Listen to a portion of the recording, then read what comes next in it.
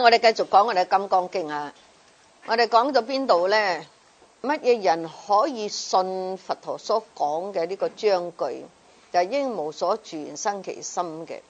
第一呢就戒啦，就持戒同埋呢智慧無漏智具足嘅人呢，就會生起實信，即係清淨信。第二呢，糾習善根，就係呢我哋要講呢個經文啊。係話呢種人呢，唔係在一佛或者第二尊佛或者三四尊佛呢，而仲係呢種嘅無漏智，已經係在無量千萬佛所種嘅種種嘅善根。所以呢，具有戒定慧三無漏學嘅行者，即係修行者呢，先能夠信解而悟入呢種嘅甚深嘅般若法門。所以我話俾你聽呢，佛教呢，有所謂五乘共法、三乘共法、大乘不共法。咁啊，講到大乘不共法呢，就係講呢個般若，就係《金剛經》裏頭所講嘅啊，無我相、無人相、無眾生相、無壽者相。好啦，咁呢南傳佛教一樣講到無我嘅，諸法無我嘅，一樣係屬於係般若。但係呢，而家《金剛經》所講嘅般若係不共聲聞人嘅般若，因為呢係要六度萬行先能夠成佛嘅，即係除咗你證悟咗戒，你有戒定為一個無漏智之外呢，你仲要咩啊？加上係眾生無邊誓願度嘅，啊法度無上呢誓願證嘅呢種嘅意志，呢種嘅意志，呢種嘅目標，然後呢你用翻呢個無我嘅精神呢，呢或者呢種智慧呢，慢慢咧趨向咩成佛嗰個層次嘅。如果唔係講，有啲人講，哎呀南傳佛教係講無我啦。咁同你大乘講嘅般若有咩分別呢？分別就係佢係比較廣闊啲，個量大啲。咁我哋繼續講佢嘅長行啦。從呢度嚟睇啦，可以知道呢，人呢種善根嘅時間，呢個人呢已經非常非常之長時間。大家知道一尊佛出現喺呢個世界呢，隔一尊佛又出，隔一尊佛又出呢，時間唔係短嘅，要經過好長時間，然後一尊佛先出現。所以唔會話二佛出現同一個時間，二佛即講釋迦牟尼佛出現喺印度，隔咗好長時間，然後彌勒佛咧再落翻就同眾生再結緣，所以因此咧時間非常之長嘅。所以如果你講話係種嘅時間好多，唔係一佛二佛三佛，但係好多佛，所以你可以講話無量劫咁樣嚟去種善根嘅。因為咁樣樣咧，所以佢哋能夠信受悟入甚深個般若法門啦。所以你話甚深啊個般若，實在你個般，如果普通嚟講般若咧係三乘所共嘅，即係三乘即係呢個咩呢個阿羅漢咧，呢個辟支佛咧都係聖者，係咪證咗呢個無我咧？菩薩咧都係三乘所共嘅呢個方法去修無我嘅。大乘不共咧就係觀埋其他嘅事物咧，都係無我可得嘅，即係冇實體可得嘅。但係如果聲聞人，你即係觀呢個無我就得噶啦，佢唔使觀所有嘅事物，山河大地啊等等咧，冇實性嘅。根據講咧，你能夠證得無我，你唔會執法嘅，即係你能夠知道呢個身體無有我可得，其他嘢你都唔會執。不過咧係個智慧未夠，因為唔係長期咁收集呢個福德之糧啊，同埋智慧之糧，即係咧大家都證到無我，但係嗰個深度咧就唔及乜嘢菩薩啦，所以叫甚深般若啦。法華上咧要人咧種種種嘅善根，當然係世間善根啦，出世間善根嘅，而種善根嘅因緣亦都非常之多。例如見佛聞法啦，如果你碰到你嗰個時代，你出世嘅時候碰到佛陀出現嘅話咧，咁你係親近佢係聞法，呢個係一種嘅種善根嘅方法，就係種善根嘅最好因緣。咁啊咁多因緣之中咧，當然啦，見佛聞法係最殊勝噶啦，直接咯嘛，係嘛，唔係間接啊嘛。咁而家我哋睇經文啊，聽人講啊，呢啲係間接嘅。間接有陣時咧譯得好，有陣時譯得唔好，演繹啊，演繹得好，演繹得唔好，所以因此咧能夠真正見佛而親聞咧，咁係最直接最好噶啦。例如仲有咧持戒修福啦，亦係種善根嘅最好因緣。即基本上係五戒啦，係嘛，咁啊菩薩戒啦，或者八關齋戒啦。持戒修福同埋見佛聞法有好大嘅關係嘅，因為多見佛同埋聽聞法咧，能夠令到我哋能夠時時點樣樣啊持戒修福。點解你成日分集啦嘛？時時聽，聽咗之後，你自然咧就會好自然嚟持戒，唔會諗住去犯戒。能夠持戒修福咧，自然啊仲係好多嘅無量無邊咁多善根功德嘅。咁啊，由於咧種咗深厚嘅廣大善根，所以到咗今世啦，一聽聞佛法嘅話咧，不但能夠淨信無疑啊，即刻產生好接受咁樣樣。咁你清淨信冇疑惑嘅啊，咁你唔用腦咩？諗下啱唔啱啊？佛陀冇叫你唔用腦喎。佛陀講話，你聽咗經之後，你成日都要去思考下。佛教係中意人嚟思考嘅，你思考咗之後認為啱嘅係話咧，你先好接受。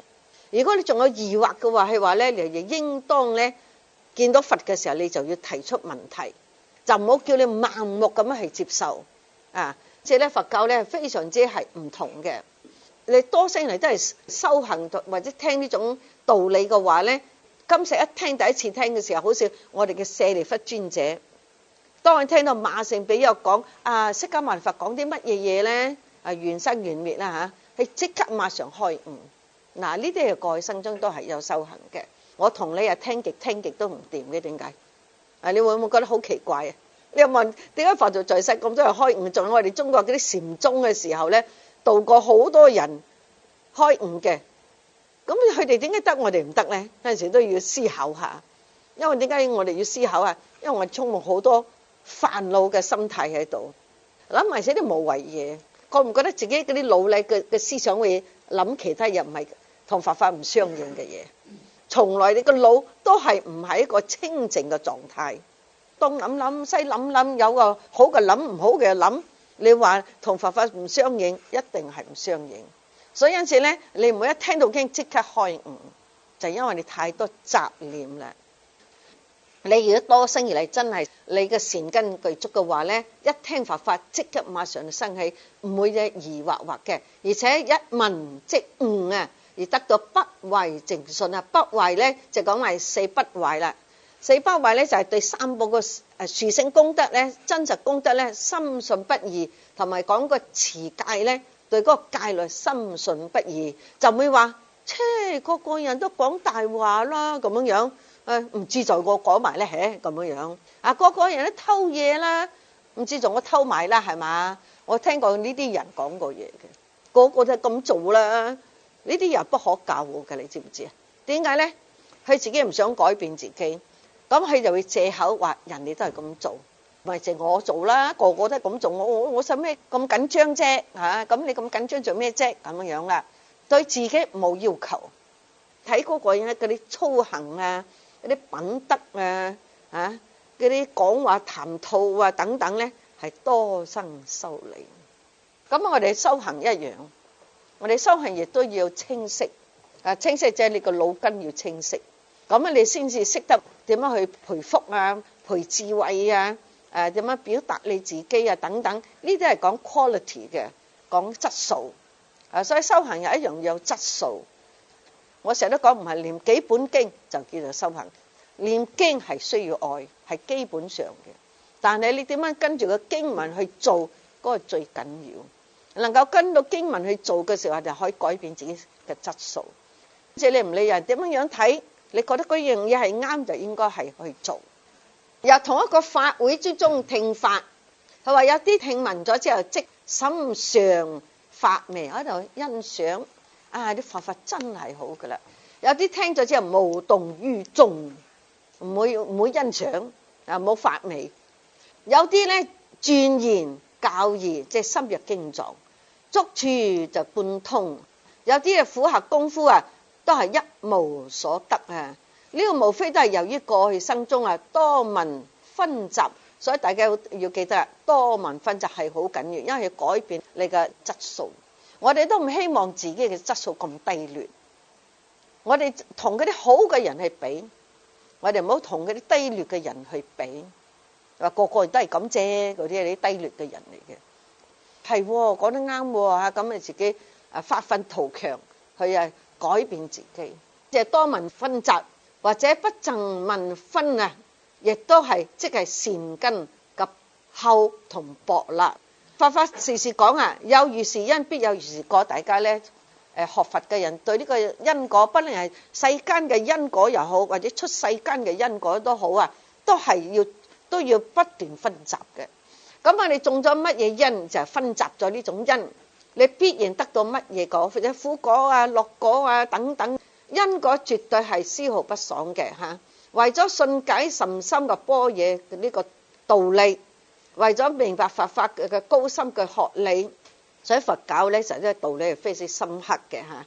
不能不多聞佛法，唔係聽一次兩次就得。哎呀，我都知講乜嘢咧，就講去煩惱啦嘛，咁啊得㗎啦，咁樣我知㗎啦。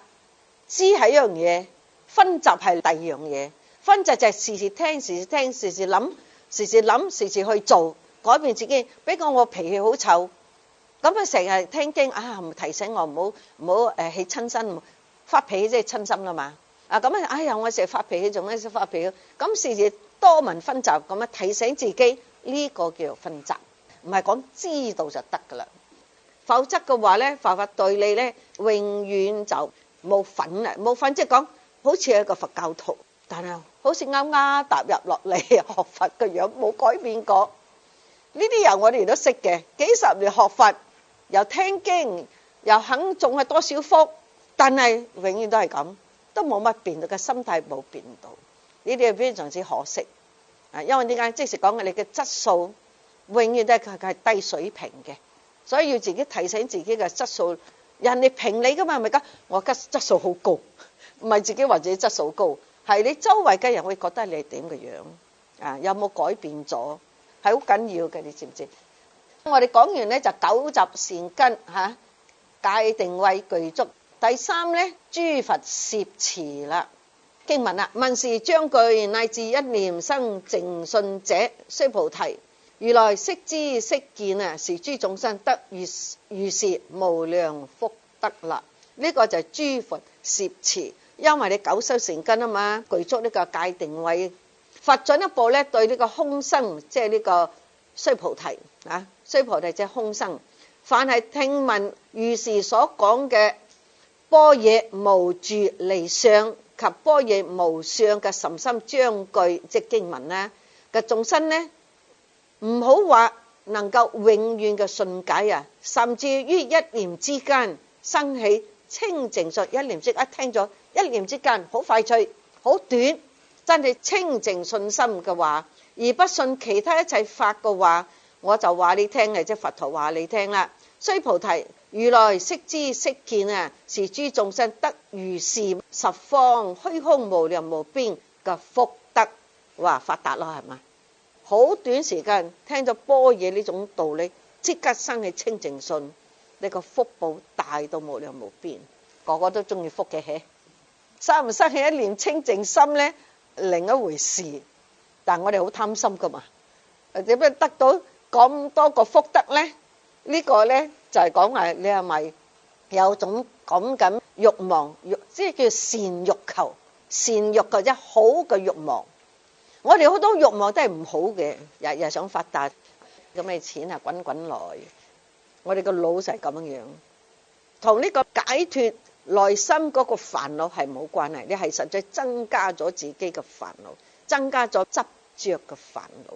唔係叫你唔愛錢啊，你唔好翻屋企抌咗啲錢出嚟啊！即係講你點樣睇錢啊，點樣用錢？呢個佛家講啊，用般若智慧去睇錢，同埋點樣用錢。當知始終一念嗱，清淨一念之間，係對多念嚟講嘅。多念係剎那剎那咁諗啦嘛，係嘛？一念係第一念，一念係時間最短嘅，在呢個最短一念之間咧，能夠生起淨信，係對三寶啊，對呢個無所得嘅呢個智慧嚇，淨信所得嘅功德，佛陀咧尚且知道能夠見到，在多念以及永恆嘅時間之中生起淨信，當然佢所得嘅呢種種嘅功德咧係不可思議嘅。即係當你能夠生清淨信之後，你生生世世呢種清淨信跟住你，即係在你大白色田中有呢種嘅力量。嗱，我哋每一個眾生都有大白色嘅，有8個色。不過大白色咧就係你個阿賴耶識。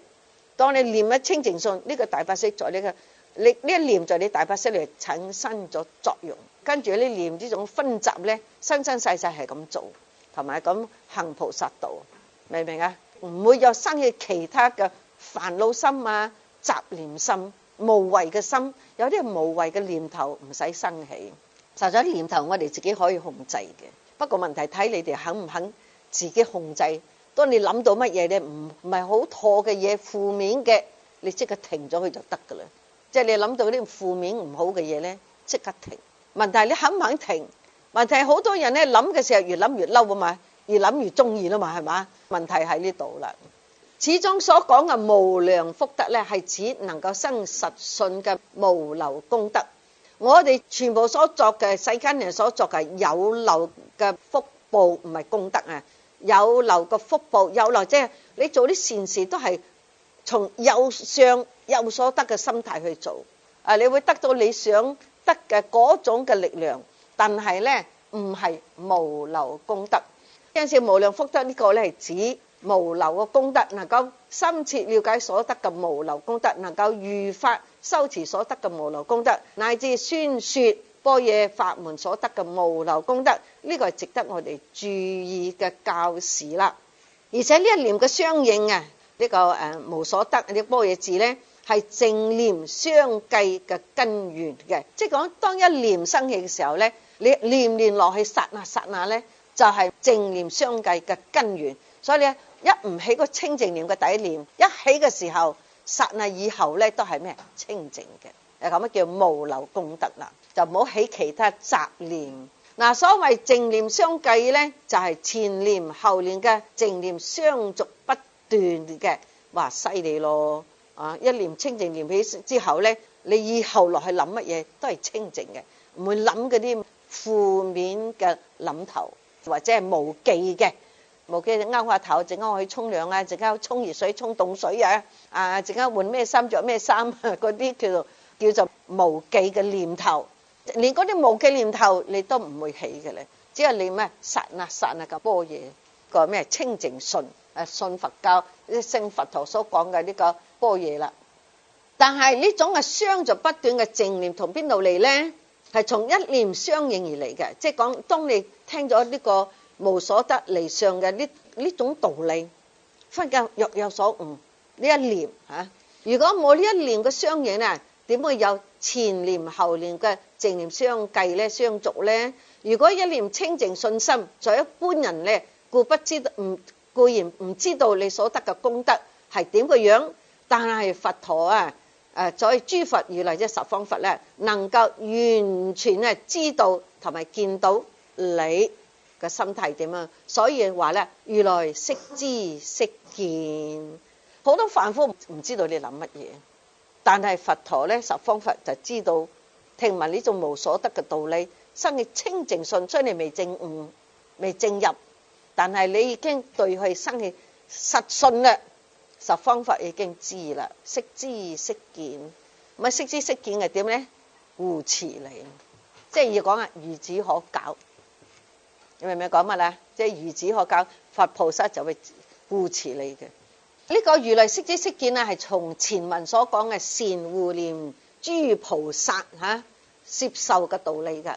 佛陀咧係大菩提嘅圓證者，圓滿證得呢個大覺呢種宇宙嘅人生。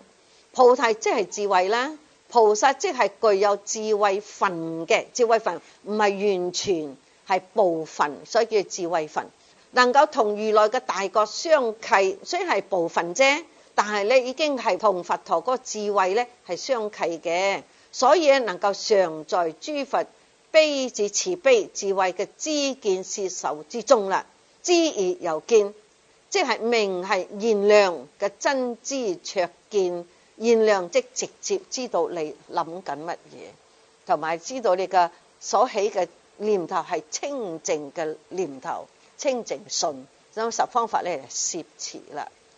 所以要得到佛菩薩護念你咧，你自己都要落功夫。通常咧，你有難嘅時候咧，你要念下觀音菩薩，念下地藏王菩薩，念下藥師佛啦，求佢咧就幫下你。你嘅心都唔係清淨，因為你求佢，因為佢嘅慈悲而嚟幫你。但係如果你內心有呢種對呢個所謂般若呢個智慧咧，生起一念應該離相無住呢種個道理嘅話咧，原來非常之好好啱用喎。佛咧就會知道，然後同你相應，咁樣護持你唔使求佢都護持你。嗱，你唔使求佢。通常如果你有病意外大件事你求啫嘛，咁你求啊嘛，係嘛？求三寶加持你。但係當你生起清淨信嘅時候，唔使求，十方佛嚟護持你，加持你，一念清淨信咋，已經能夠得到諸佛嘅加持護持，即係加持你。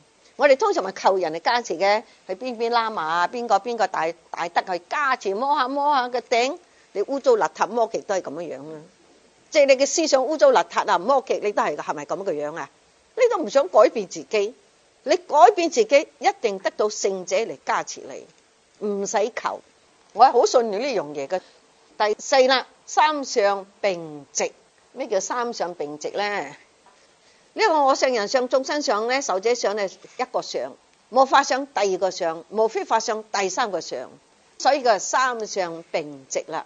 何以故？是諸眾生若心取相，唔理你取我相、取法相、取非法相，則為都係屬於着我人眾生壽者。我唔理取人相人相眾生壽者相，或者無法相、無非法相，都係取相。所以講咧，都係屬於乜嘢咧？着我人眾生壽者相啦。若取法相，亦都係着我人眾生壽者啊。咁何以故？點解咁講咧？若取非法相，亦係着我人眾生壽者相。即係講你唔理係着我相無法相、無非法相，都係叫着相，都係叫做着我人眾生壽者嘅。是故不應取法，不應取非法。不但不應取人我眾生壽者，亦不應取法，不應取非法。爾時已故如來常說汝等比丘知我說法，如法語者，法上應捨，何況非法？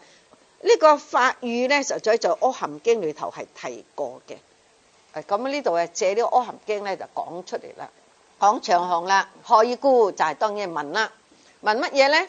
一個戒慧，即係戒定慧具足，又種咗好多善根無量咁多善根眾生，對般若法門咧就生起清淨信之後，點解能夠得到佛陀護念攝受咧？就問啦，點解會得到無量無邊嘅福德咧？就係兩個啦，兩個問題。原因係諸眾生已經證得再冇我相、人相、眾生相、壽者相、無法相第二種，亦無非法相三種相。咁好多人又以為啦，無人相、無法相、無非法相係三種不同嘅嘢，但係呢度咧就認為咧唔係嘅。如果你真係整得無我人眾生壽者咧，你已經可以都係唔會執法，亦都唔會執非法嘅。我哋一路睇落去啦嚇。我人眾生壽者嘅四相可以講為即是係話我也。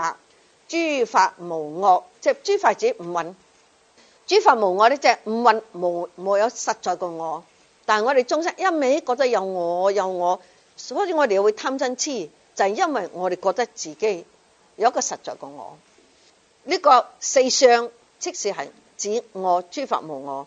除咗我相，仲有法相同埋非法相啦。遠離我人等四相，而唔再執有我，就可以得到我空。小乘人係最主要嘅我空。我空就係我能夠打破咗呢個我執之後，我就證得阿羅漢。一日連打破呢個我執呢，一日都係叫做凡夫。就算你做幾多善事，你天下嘅大乜嘢大賢者大悲，捐晒啲錢出嚟，乜做咩大事，當然係好 good。我哋好讚嘆，世間人會讚嘆你，哇犀利咯！啲財產都唔可以捐晒俾人喎 ，very good。就佛家講咧，呢個就係世間嘅有漏嘅福，因為仲有一個我做咗好多善事，我又起物，就算係個口好謙虛咁冇，做翻自己本分事啫。但係內心嗰個第七識嘅我執咧係喺度嘅，所以佛家講呢種人都係有我相。咪打破諸法無我嗰種煩惱，所以打破煩惱係就係打破你嘅五蘊之中，又覺得有我。嗱，我哋個個而家係凡夫，點解我哋凡夫咧？記得啊，因為覺得自己係有一個實在嘅我。如果你深深嘅坐喺度慢慢諗，呢個我究竟係指邊一方面呢？呢個我係指呢個肉體啊？你心諗下，係咪呢個肉體啊？你明知呢個肉體總有一日咧缺場噶嘛？福建話啊，缺場即係死咗啊！咁可能我哋嘅身體你就我一講我，就因為你覺得呢個身體即是我。如果你覺得呢個身體係我，因為有身體就覺得有我，即係叫我見，由身體而產生我嘅見解。咁你如果深深咁坐喺度諗嘅時候，呢個我從我而起，從呢個身體起，呢個身體係必敗嘅，必須敗嘅，有日必定須敗。提醒自己呢個五蘊必敗，所以我都幾驚坐喺度諗下。呢個身體第都唔係屬於自己嘅，我點樣愛住佢？點樣養佢？點樣養佢肥肥白白？俾啲好嘢去食，等佢唔好死得咁快。食呢啲食嗰啲，食呢啲食嗰啲，咁等佢唔好死得咁快，唔好成日病就驚啦嘛，有病就會死噶啦嘛。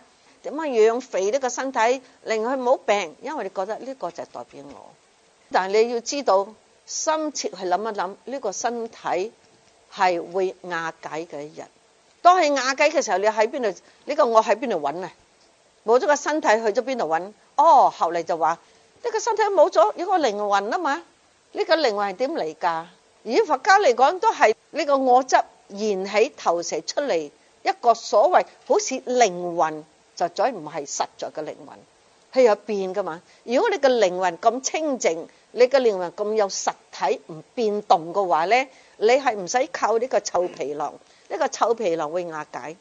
一個實在不變嘅靈魂，唔需要靠呢個會變動會死亡嘅身體，呢個物質身體。你哋覺得我死咗之後呢個身體冇咗，一個靈魂，呢個係世間嘅顛倒妄想，覺得有靈魂。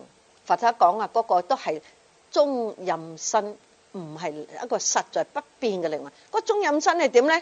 一離開個身體之後，7日死一次，7日死一次，會死嘅。你個靈魂會死嘅，死到第7日49日仲話投胎。點解會投胎？你知唔知啊？你啱啱死出嚟嘅時候，嗰個中陰咧仲好清醒嘅，係好清醒。要節疾，節疾即係講一諗到邊度去到邊度，一諗就到，叫節疾。你會見到啲景，即係你嘅業力所顯嘅景，係好嘅業力會見到天堂啊，見到乜嘢好嘅景，你就入胎。你見到咩靚嘅入胎，你又會見到落雨山崖喎，喂，我俾人追喎，俾乜嘢追喎，走咁啊，響個山崖跌落去，或者走咗去個豬欄嗰度，咁啊入胎。你就唔知道佢係豬欄，你見到嘅咧係人，同你一樣差唔多。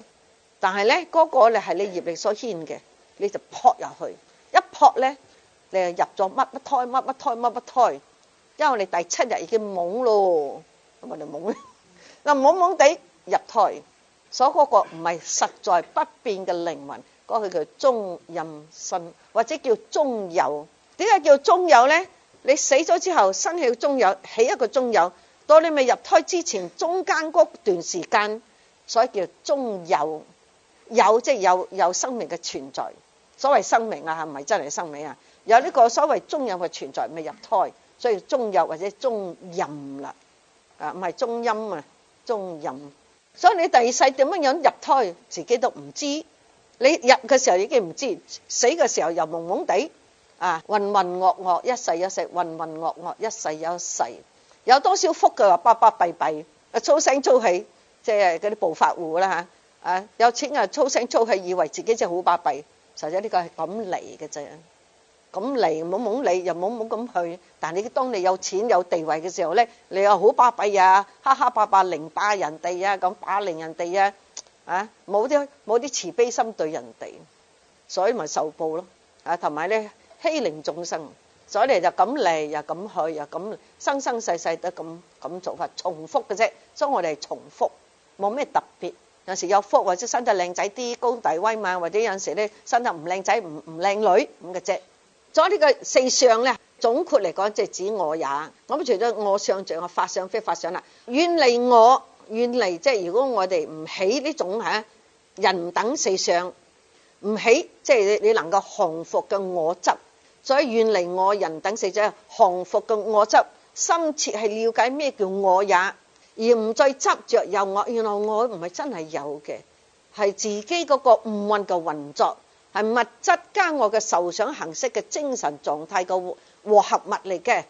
如果能夠破去，就叫做我空。所以你坐喺度咧，得閒嘅時候咧，除咗睇電視睇畫下嘅時候咧，得閒咧就坐喺度諗一諗，一陣唔使諗好耐，諗5分鐘又得，10分鐘又得，諗下乜嘢叫做我也，深切係了解自己，唔係了解人哋，佢同你差唔多嘅煩惱重重，唔使了解。你嘅貪嗔痴同佢嘅貪嗔痴係一模一樣，不過有啲人貪就特別重，有啲嘅嗔就特別重，有啲人咧講嘅都唔明嘅特別重，咁有啲人3樣都咁重，咁佢同你差唔多，所以你唔使去了解對方，同你差唔多嘅你應該係多啲了解自己。坐喺度嘅時候諗5分鐘10分鐘，又係好悶喎，因為諗嚟諗去諗唔通啦嘛，係嘛？諗唔通嘅時候，就唔好諗住啦，咪諗下第啲嘢先咯，或者做下第啲嘢先啦。得閒就諗下，對你係有幫助。呢個係破我空，就係小乘人破我空，遠離一切諸法嘅自性妄執。咩叫自性妄執啊？我哋凡夫咧覺得有個我破我，但係咧呢個法即係五蘊色受想行識呢個法。咁你個法咧，或者山河大地都叫做法。我哋就要遠離一切諸法嘅，覺得係實在嘅。我呢個身體好實在嘅，我感受好實在啊！你傷到我自尊心啊，你傷到我乜啊？我同你唔放過，我死俾你睇啊！你傷到我心啊，咁之類。有啲人唔講得去嘅，你講真佢一句話咧，係可以成晚囉亂。呢個我執非常之重，唔好講話法執，法執自然有噶啦。但係因為個我執咧非常之重，所以當你講下去嘅時候咧，你死啦！所以眾生唔可以隨便話咗之後，你死記住你。遠離一切諸法嘅自性妄執啦，即係講呢個物質嘅身體就係色蘊，仲有嗰個受蘊，受蘊即係感受、想法等等，以為真實嘅咁樣咧。所以咧遠離去，唔好再執呢種法，即係色受想行識。而唔再執着有法，就係得到法空。好啦，在唯識嚟講，你能夠破除法空，就一定要破除我空。你破除我空，未必破除法空。呢個咧就係唯識講嘅第三種相。第三種相就係遠離我法。我法呢種空嘅空相，空相即係你破除我同法呢兩種，得到呢種無我無法呢種嘅智慧個空相，而唔再執呢個空相，我空法空呢種空相，唔再執着一個空嘅概念，你連呢個空都係消解埋，咁樣叫空去呢個空相。所以第一個空係乜嘢？係動詞。空去乜嘢？空去我空，空去法空呢種，即係空去我空法空，連個空我空法空都要去除，所以呢個咧係動詞。第二個係咩啊？名詞。咁呢個空咧就係第二個空咧就係我相空，法相空，空咗去，連個空相都冇埋，即係個概念個空相都消除埋咁嘅意思。呢個空啊，空去呢個我空法空咧，又叫做重空啦。即係雙重嘅空咧，又叫虛空啦。咁般若顯乜嘢咧？三空嘅真理係要顯除妄執咧為主嘅。點解要空啊？我空唔好執，法空唔好執，兩個空嘅空亦唔好執。所以顯除呢個妄執為主嘅。所以係在證得人我空之後，如果你執著一個法，有法有蘊啊、受蘊啊、識蘊啊等等，呢個咧亦都係唔可以嘅。係咪好容易咧？梗係唔容易咧。不過不斷咁思考就可以咯。唔思考乜都唔得。你個腦海唔思考，唔分集自己，我空不可得，法空不可得，當然要深入去諗嘅，你知唔知啊？唔唔係淨係講我空不可得，法空不可得，我不過係咁講嘅啫。但係實在你要深入乜嘢叫我，乜嘢叫法，咁樣先得嘅，明唔明啊？呢啲係好容易唔使錢嘅。不過一個人咧，如果證得呢個我空法空咧，係自然好疏爽，係自然咧布施好自然嘅，好自在嘅。就係證得法空之後，嗱法空咯嚇。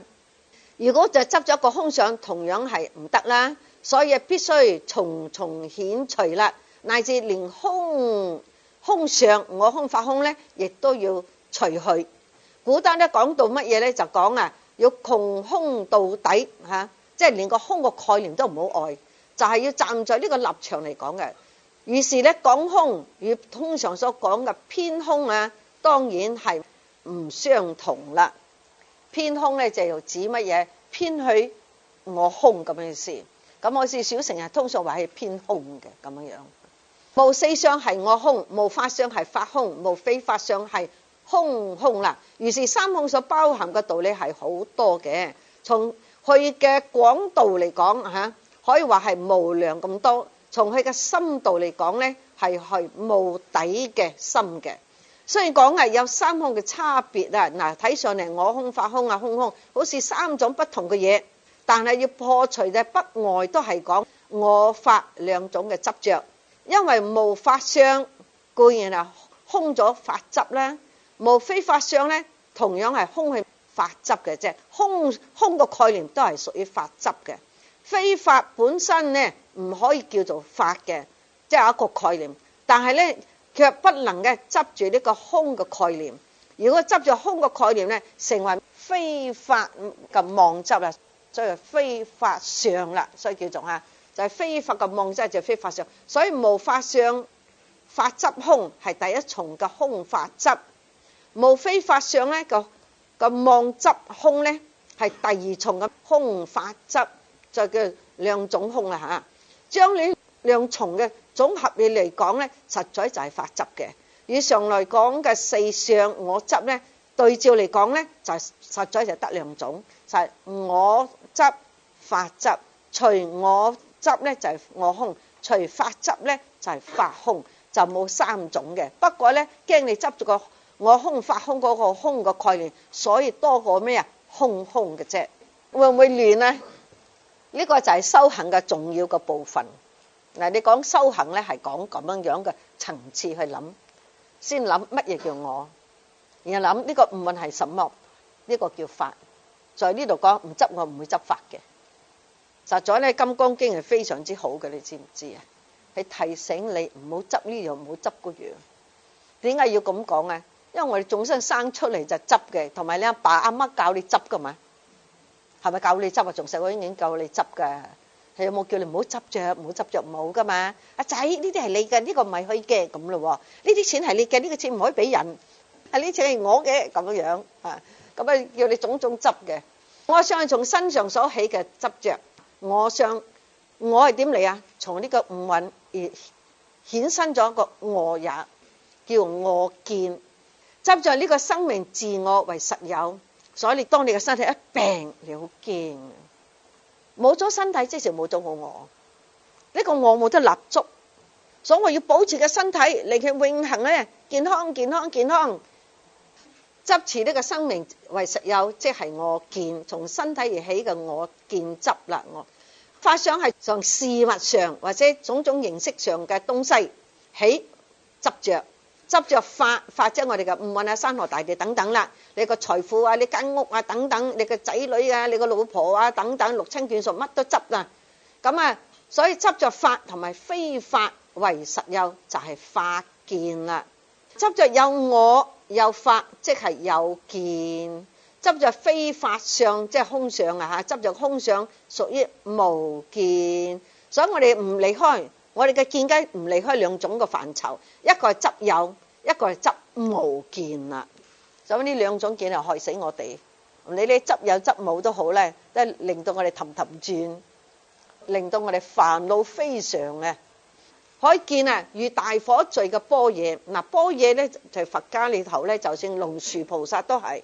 龍樹菩薩咧將大火咧譬如咩般若，燒咩四方，燒四方咁樣，大火聚嘅般若係遠離我所嘅咩一切嘅執着，係遠離有冇等等嘅一切嘅戲論顛倒。通常經中嚟講戲論，戲論嘅知識係見解顛倒唔正確，咁叫戲論。遠離有冇等等一切咧就咁樣。以佛家嚟講啊，世間當時印度嘅宗教界裏頭咧，將佢加埋咧，種種嘅戲論嘅見解有幾多咧？原嚟有冇等等，即係包括其他嘅種種嘅道理，62件。咁啊，62件係從邊度而嚟咧？係從我哋嘅身體產生咗有62種嘅咩錯誤見解。過去、現在、未來，加埋時間，加埋過去、現在、未來，加埋我哋嘅身體，就有乜嘢啊？62種嘅錯誤見解。講明唔明啊？所以經中講，畢竟空中，畢竟空中係破除所有嘅執着。畢竟空中有冇戲論皆滅啦。呢個中觀論都係咁講嘅。嗱，佛法行者能夠做到三相並直，嗱，我相、法相、無非法相並直，都直淨嘅話不可得嘅，即係直你即係不可得。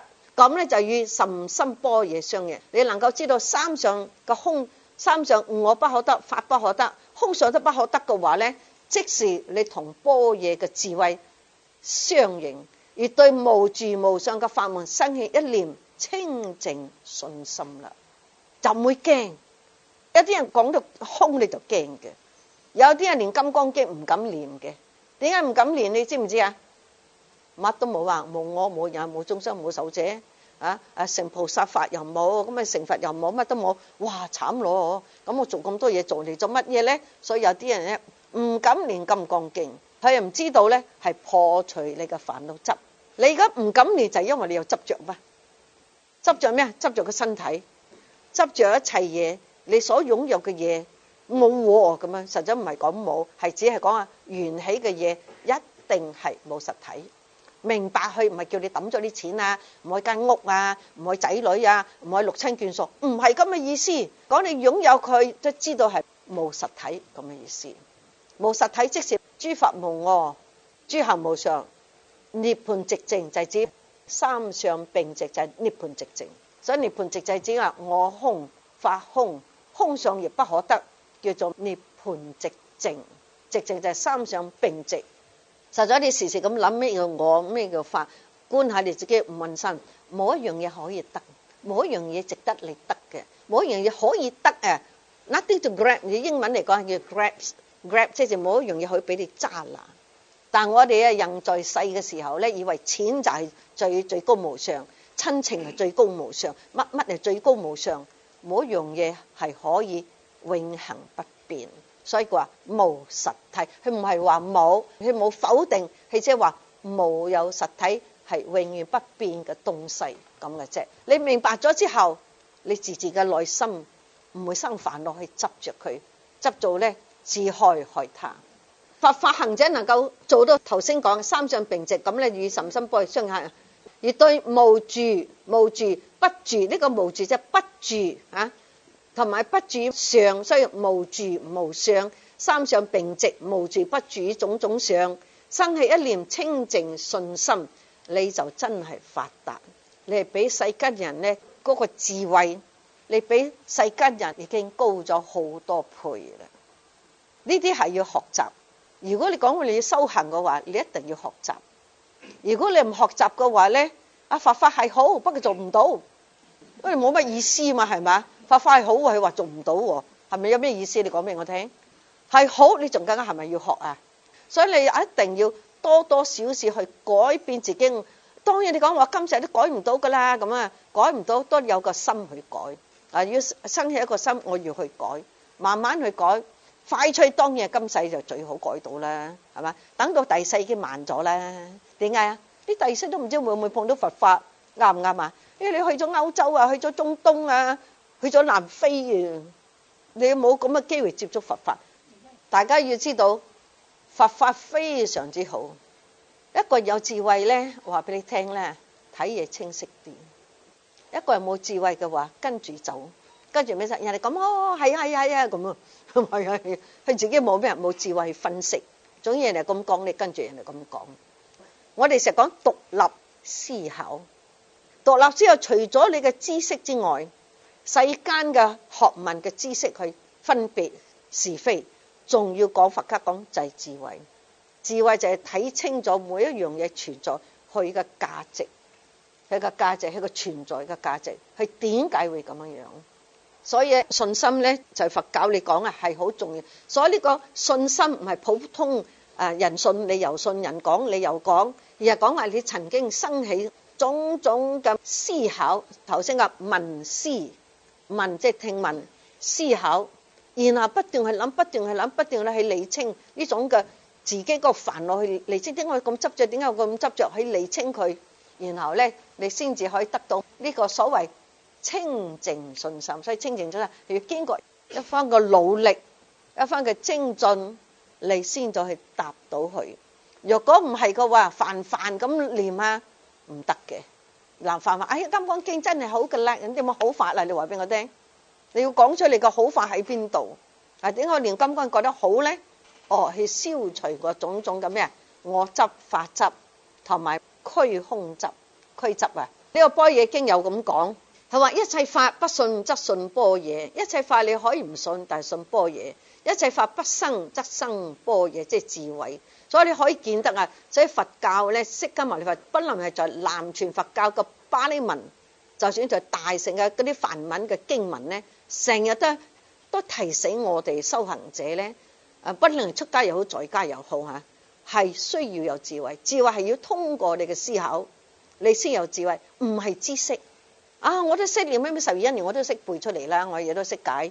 係講你能夠入到去裏頭去明白個道理，唔係淨係識背識解。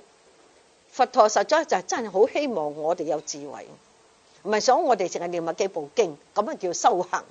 又叫我哋深入去理解經文講啲乜嘢，你能把捉到佢嘅義理，佢同佢相應，然後呢個真正嘅踏入咩修行個開始。真係修行開始就係講你能夠同佢相應，真係冇錯，真係啱噶啦。就唔係淨係咁讀幾本經啊！我今日做完功課咯，例牌我今日念咗啦，做咗功課咯，我念咗早晚課，有咩用啊？對你嘅心產生唔到共鳴，對你內心產生唔到智慧，你不過係念咗篇啫嘛。